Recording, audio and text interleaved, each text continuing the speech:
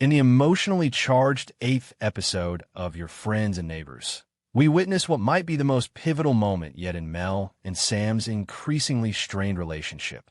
Their explosive confrontation in When Did We Become These People brings to the surface tensions that have been simmering throughout the season, forcing both characters to confront uncomfortable truths about themselves and their partnership. The intensity of their fight leaves viewers wondering whether their relationship can possibly recover, or if we're witnessing the beginning of the end for this once solid couple. The conflict begins seemingly over something small, a miscommunication about schedules and childcare arrangements. Sam arrives home late from work to find an obviously frustrated Mel who has been forced to cancel her own plans to stay with the kids. What starts as irritation over this specific incident quickly escalates as it becomes clear that this isn't really about tonight's plans, but about patterns that have been developing for months, perhaps years. "You always do this," Mel says, her voice tight with controlled anger. "You make promises you don't keep and expect me to pick up the slack."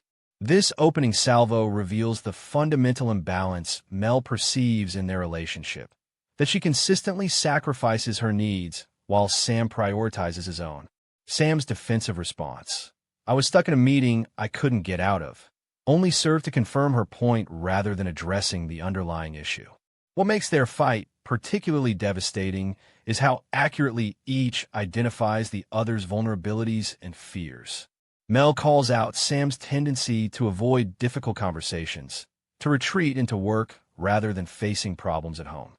"You're physically here, but mentally checked out half the time," she accuses. "It's like talking to a wall." Sam, meanwhile, pinpoints Mel's habit of holding others to impossible standards while being unwilling to acknowledge her own contributions to their problems. "Nothing I do is ever enough for you," he counters. "You've already decided I'm the villain in every story." The argument escalates when Sam attempts to dismiss Mel's frustration as an overreaction, suggesting she's making a big deal out of nothing. This dismissal of her feelings triggers a deeper level of anger as Mel finally gives voice to her accumulated resentments. "It's not nothing to me," she says, her voice rising. "It's my life disappearing one broken promise at a time. It's watching you walk through our relationship, putting in the bare minimum, while I do everything to keep us afloat." What's remarkable about this fight is how it reveals the fundamentally different ways Mel and Sam view their relationship and roles within it. Mel sees herself as the one maintaining emotional continuity, making sacrifices, and holding things together, while Sam benefiting from her labor without reciprocating. Sam, conversely, perceives himself as constantly falling short of Mel's expectations despite his best efforts, feeling perpetually judged and found wanting.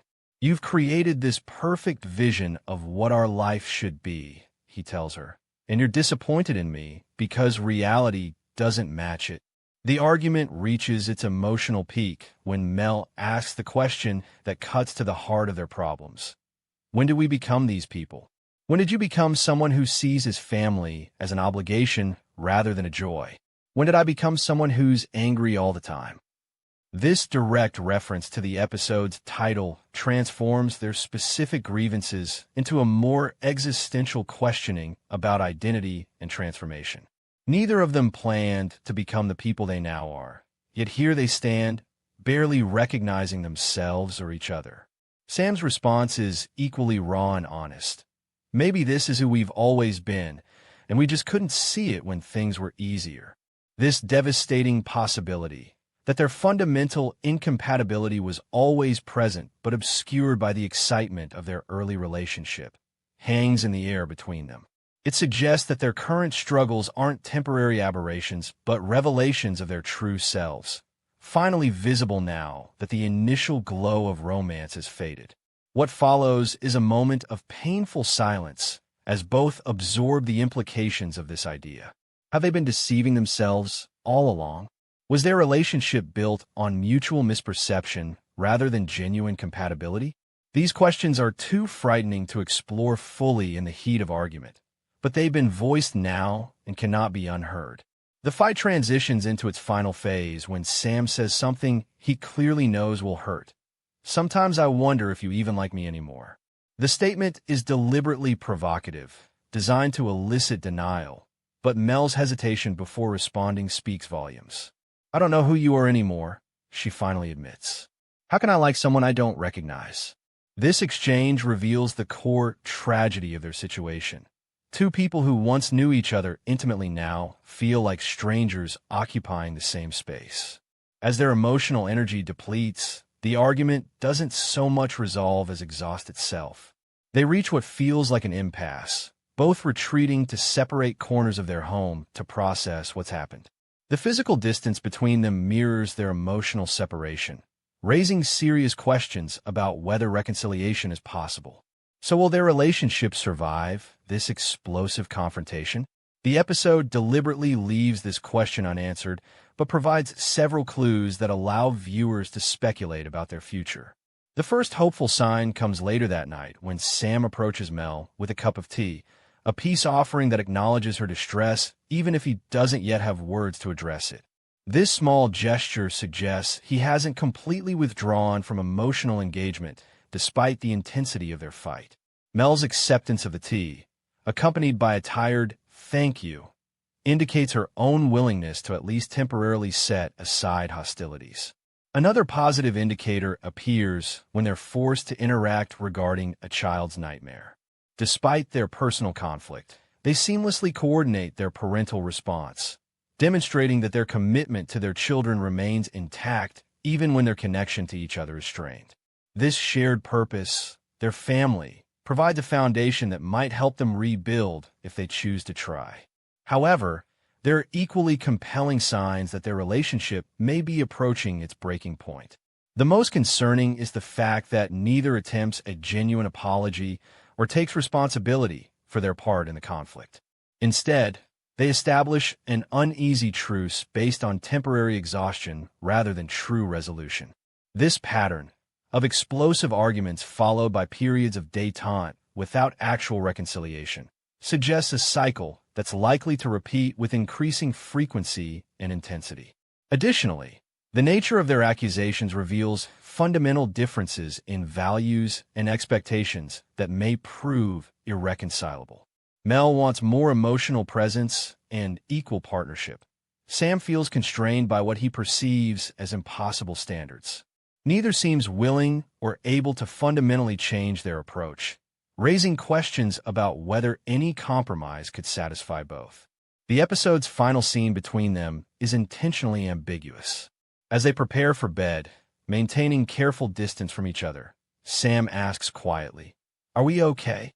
Mel's response, "I don't know," is neither a definitive end nor a promise of continuation.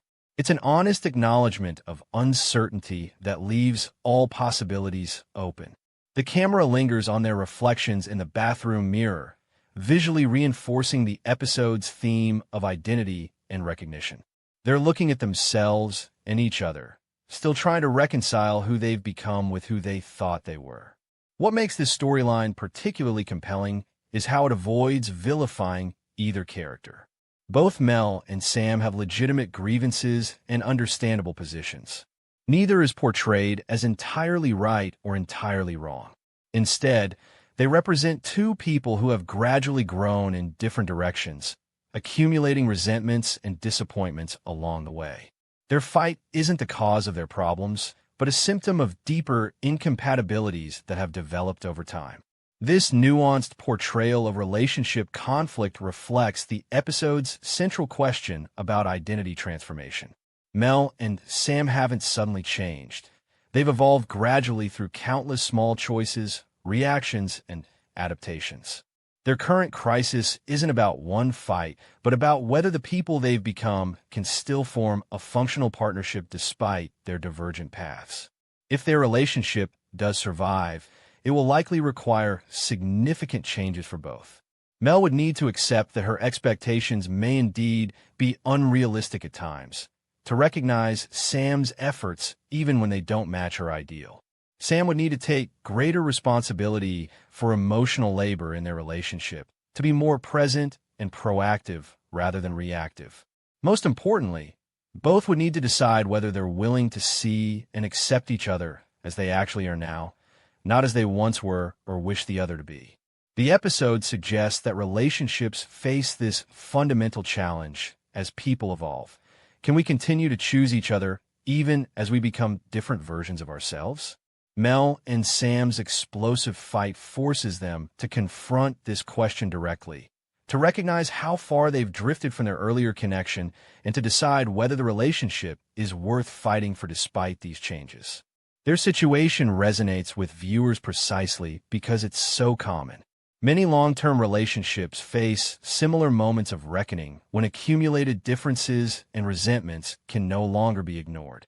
The fighting techniques Mel and Sam employ, bringing up past grievances, making sweeping accusations, questioning fundamental compatibility, are painfully familiar to anyone who's experienced relationship conflict.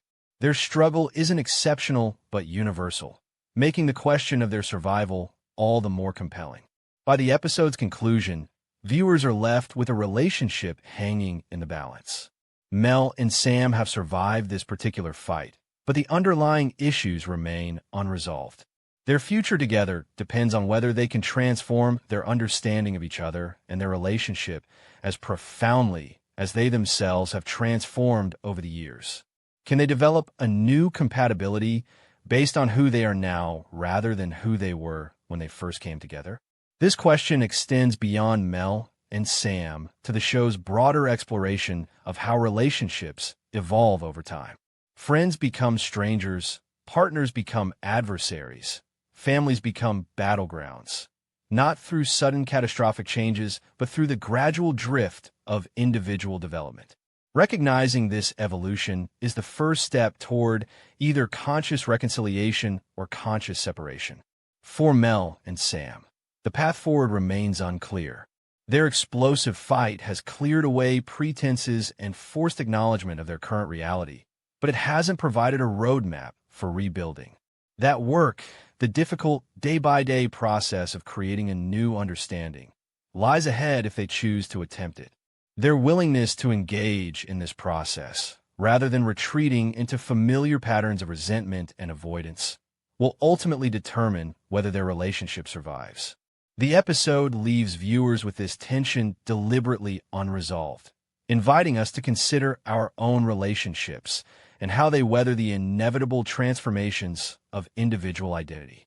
Through Mel and Sam's struggle, we're asked to reflect on our own capacity for adaptation and acceptance, for seeing loved ones clearly even as they change, for renegotiating the terms of connection when old patterns no longer serve. Their future remains uncertain, but their present crisis offers a powerful meditation on the challenges all relationships face when we wake up one day and ask ourselves, when did we become these people?